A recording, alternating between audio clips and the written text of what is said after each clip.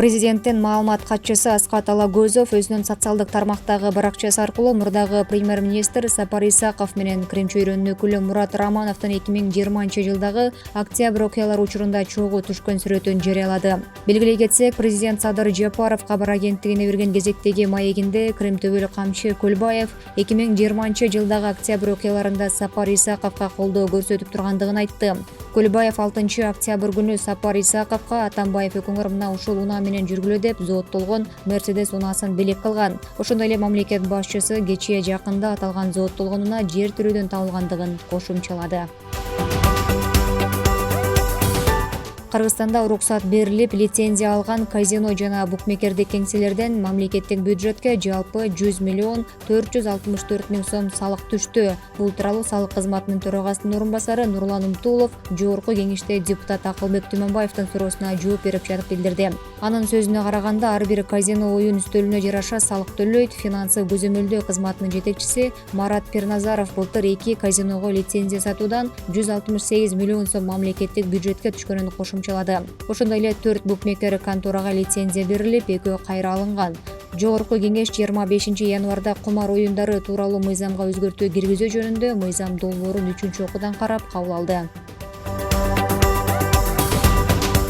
Министрлер кабинетинин төрагасы Акылбек Жапаров президенттин облустардагы ыйгарым укуктуу өкүлдөрүнүн, Бишкек жана Ош шаарларынын мэрлеринин, райондук мамлекеттик администрациялардын башчылары, акимдеринин, жогорку окуу жайлардын ректорлорунун катышуусунда болуп жаткан жыйындын 4-күнүнө катышты. Анда министрлер кабинетинин төрагасы Акылбек Жапаров административдик аймактык реформанын жүргүзүлүшү, каржы жана социалдык тармактарда аткарыла турган иштерге токтолду. Ошондой эле аймактык жетекчилерге жергиликтүү бюджетти көтөрүү боюнча далилдүү чараларды кабыл алуу тапшырмасын койду.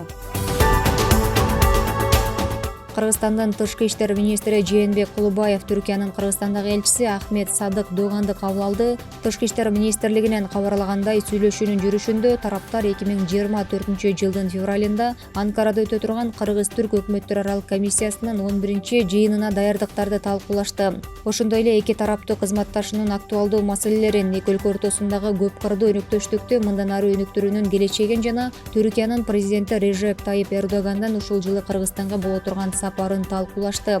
Жолугушуунун жыйынтыгында тараптар эки тарапты кызыктырган маселелер боюнча диалогду улантууга даяр экендиктерин билдиришти.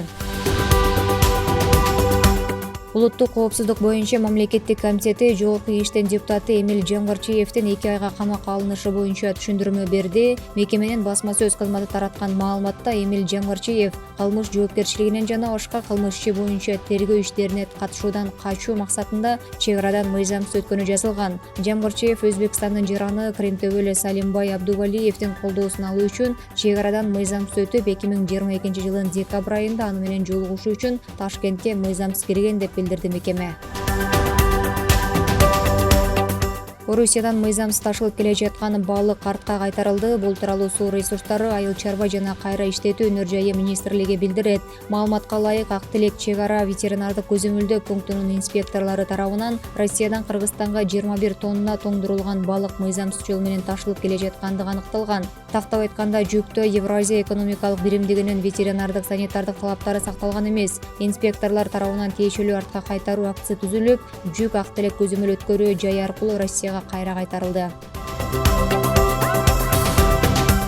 Бүгүн Кыргызстан менен Омандын футбол курама командалары Катарда өтүп жаткан футбол боюнча негизги континенталдык турнир 2023-жылкы Азия кубогунда плей-офф баскычына болгон жолдомо үчүн кезгелет. Турнирден F тайпасынын жыйынтыктоочу туруунун алкагында орун ала турган Беттеш Абдулла бин Халиф стадионунда өтөт. Оюн Бишкек убактысы боюнча саат 21:00 старт алат. Кыргызстандын улуттук курама командасы Азия биринчилигинде өз тарыхында экинчи жолу ойноп жатат. Ага жалпысынан 24 улуттук футбол боюнча курама командасы катышып, алар 4 командадан турган 6 тайпага бөлүнгөн.